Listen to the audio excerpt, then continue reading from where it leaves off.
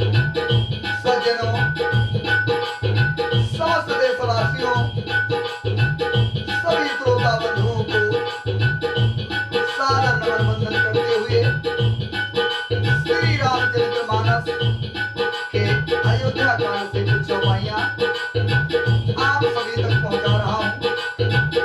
किसी भी प्रकार की यदि त्रुटि होती है उसके लिए मैं क्षमा प्रार्थी हूं।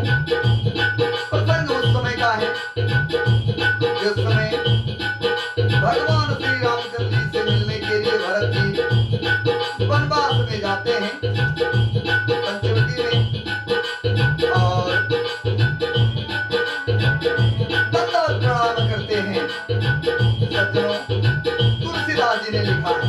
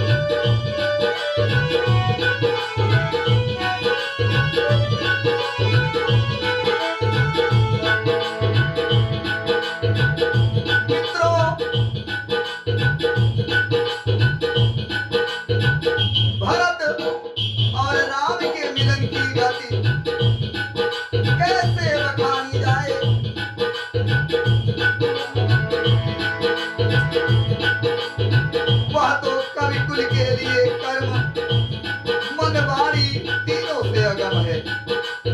दोनों भाई मन बुद्धि चित्त और अहंकार को भुलाकर परम प्रेम से परिपूर्ण हो रहे हैं। कहिए उस श्रेष्ठ प्रेम को कौन प्रकट कर सकता है? कवि की बुद्धि किसकी छाया का अनुसरण करे? कवि को तो अक्षर और अर्थ का ही सच्चा बल है।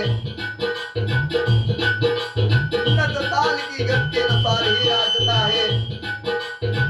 और भरत जी और रघुनाथ जी का प्रेम अगम्य है। जहाँ ब्रह्मा विष्णु और महादेव भी का मन नहीं जाना जा सकता। उस प्रेम को मैं इस प्रकार कहूँ, भला कांडर की तात से कहीं भी सुंदर राग बज सकता है। ताराओं और हीरों में एक तरह की घास होती है, उसे कांडर कहते हैं।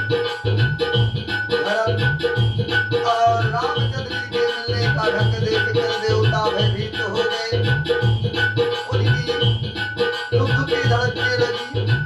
देवलोक बृहस्पति ने समझाया, तब कहीं वे मूर्ख चेते और फूल वर्षा करके प्रशंसा करने लगे। फिर राम जी के प्रेम के साथ शत्रुघ्न जी के मिलने का भाव देखिए।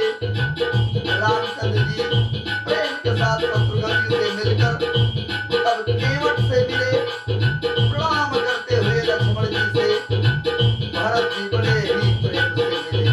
सज्जनों, तुलसीदास जी ने पुनः लिखा है, हे देव बकल ललक लग भाई, बहुर सारुली लाई,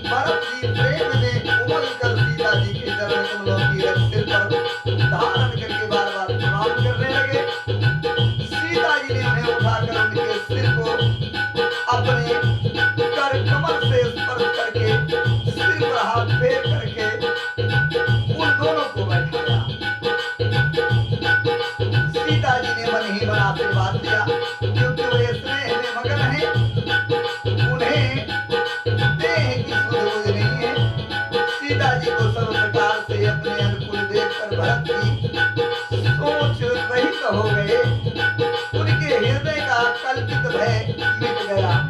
उस समय न तो कोई कुछ कहता है, न कोई कुछ पूछता है। मन प्रेम से परिपूर्ण है, वह अपनी गत से खाली है। उस अवसर पर केवट धीरज धरकर हाथ जोड़कर प्रणाम करके विनती करके कहने लगा, हे नाथ, मुनिनाथ वशिष्ठ जी के साथ सब माताएं, नगरवासी सेवक, सेनापति मंत्री सब आपके वियोग से व्याकुल होकर के आए हैं। तुलसीदास जी ने पुनः लिखा है, सुनो।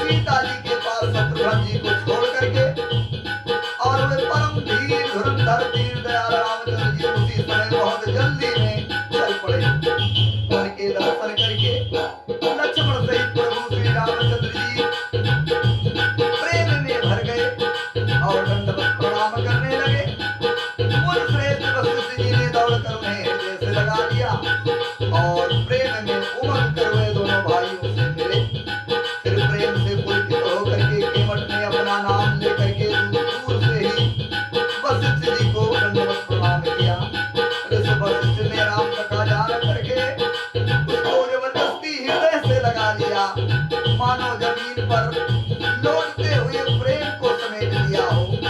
रघुनाथ जी की भक्ति सुंदर मंगलों का मूल है। इस प्रकार कहकर सराहना करते हुए देवता आकाश से फूल बरसाने लगे। वे कहने लगे, जगत में इस समान सर्वदा नीच कोई नहीं है और वशिष्ठ जी के समान कोई बड़ा नहीं है। जिस मिसाल को देखकर मुनिराज वशिष्ठ जी लक्ष्मण से भी अधिक उससे आनंदित होकर के मिले हैं। यह सब सीतापति रामचंद्र जी के भजन का प्रत्यक्ष प्रताप और प्रमाण है, प्रभाव है। तुलसीदास जी ने पुनः चौपाई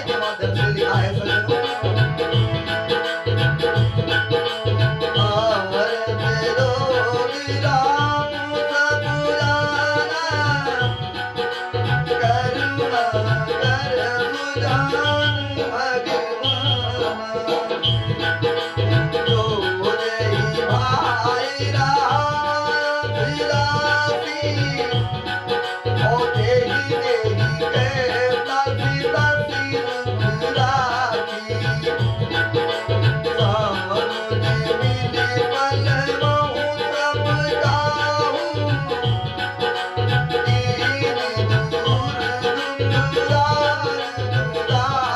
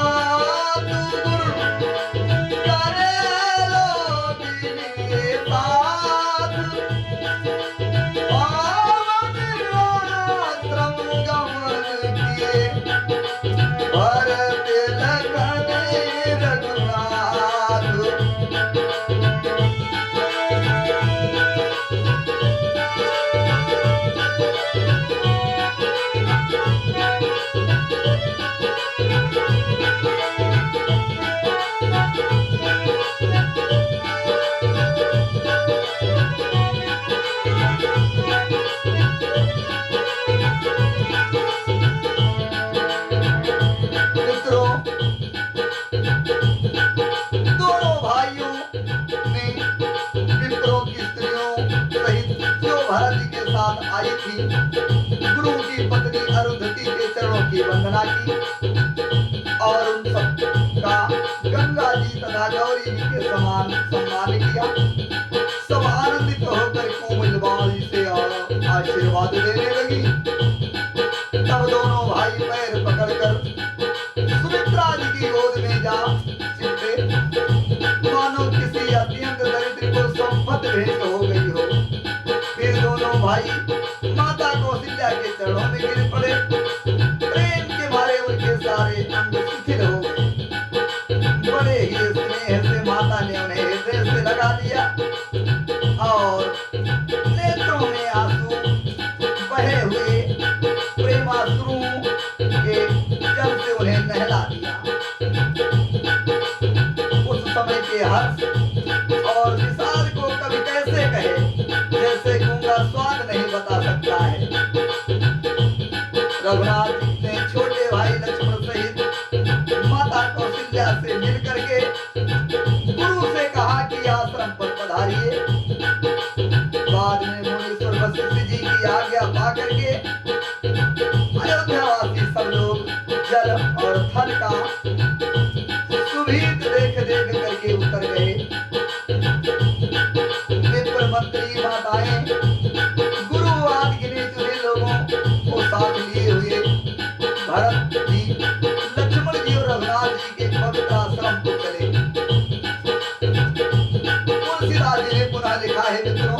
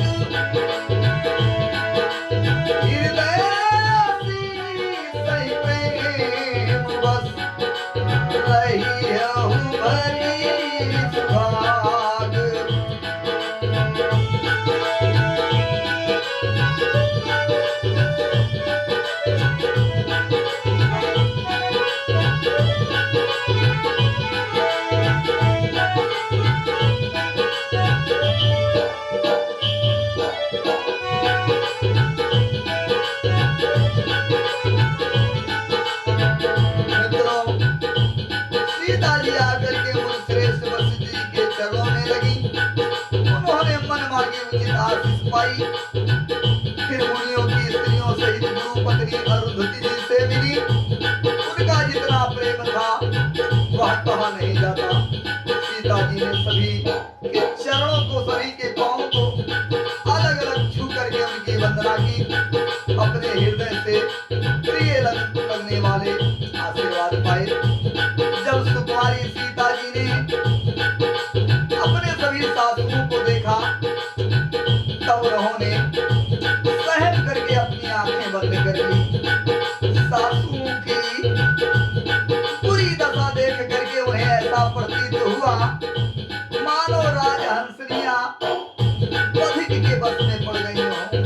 मन में सोचने लगी उजाली विधाता ने क्या कर डाला। उन्होंने भी सीता जी को देखकर बड़ा दुख पाया। जो कुछ तय उन्हें सहाय वह सब सहना ही पड़ता है। तब जानकी जी हृदय में धीरज धरकर नील कमल के समान नेत्रों में आंसू भर करके सब सासुओं से जाकर के मिली। उस समय पृथ्वी सारी धरती पर करुण रस छा गया।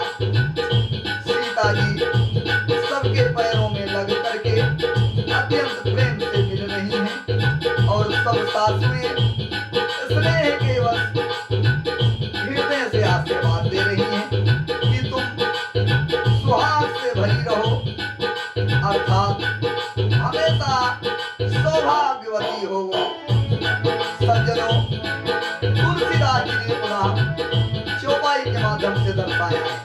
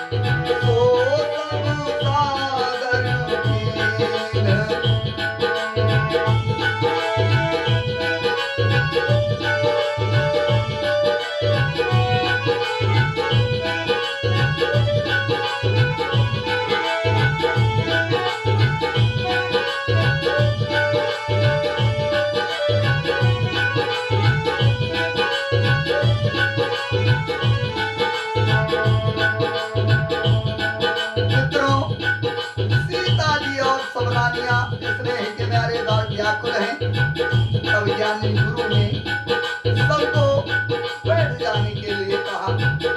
फिर मुनिनाथ वशिष्ठ ने जगत की गति को माइक कह करके जगत माया का है इसमें कुछ भी नित्य नहीं है। ऐसा कह करके कुछ परमार्थ की कथाएं कही। उसके बाद में वशिष्ठ जी ने राजा दशरथ जी के स्वर्गवास गमन की बात रामचंद्र जी को सुनाई, जिससे सुनकर रघुनाथ जी बहुत बड़ी दुखी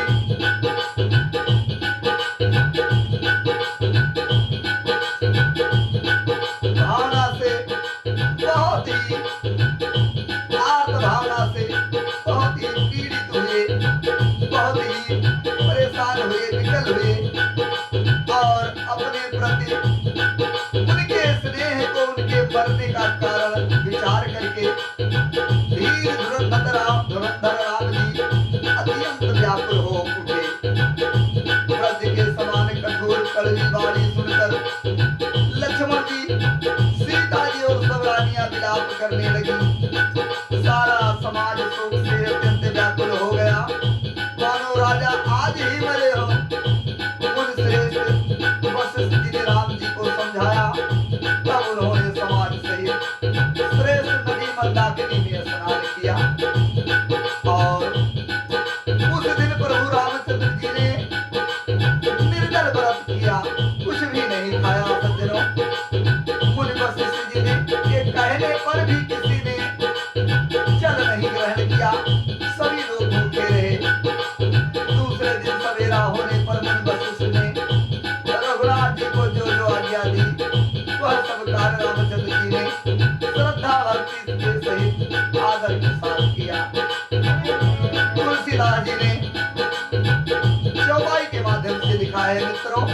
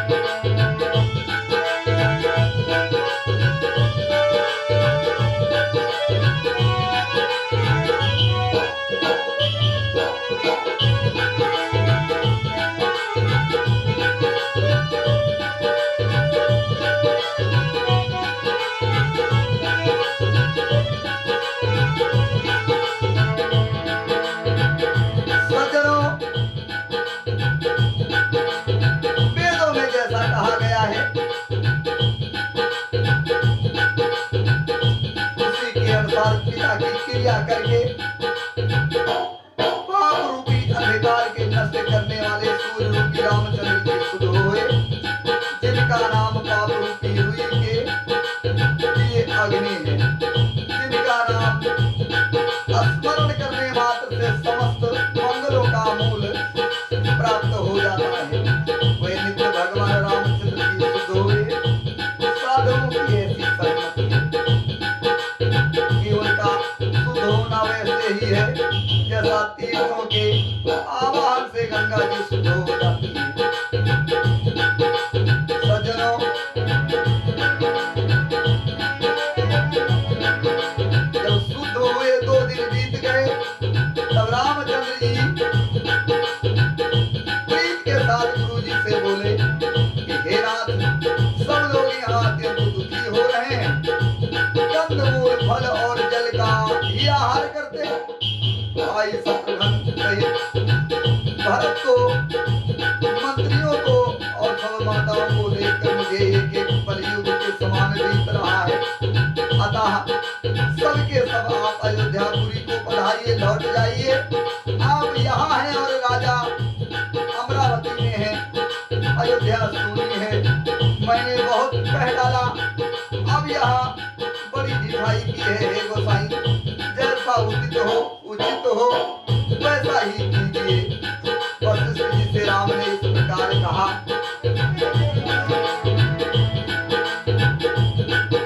तब वशिष्ठ जी ने कहा, हे राम, तुम धर्म के सेतु और दया के धाम हो, तुम भला ऐसा क्यों न कहो।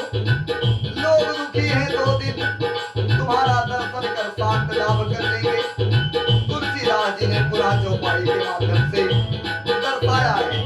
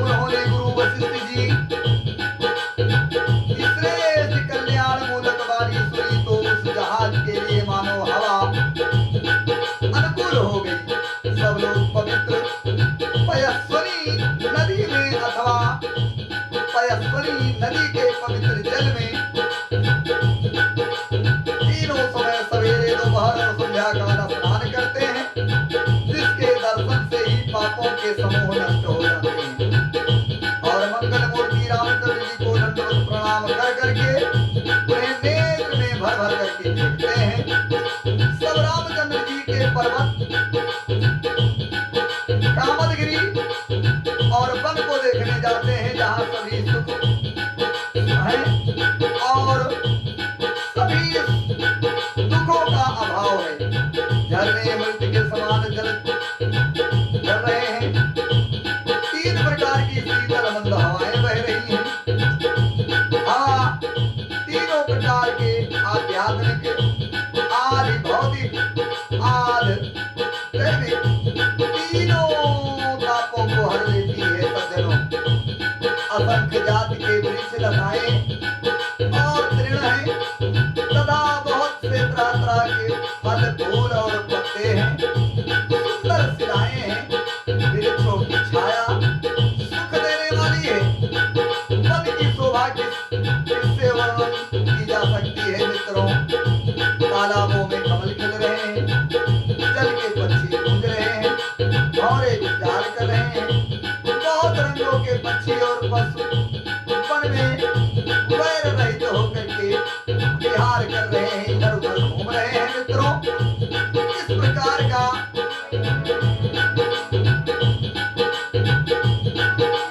वातावरण देख रहे हैं सभी।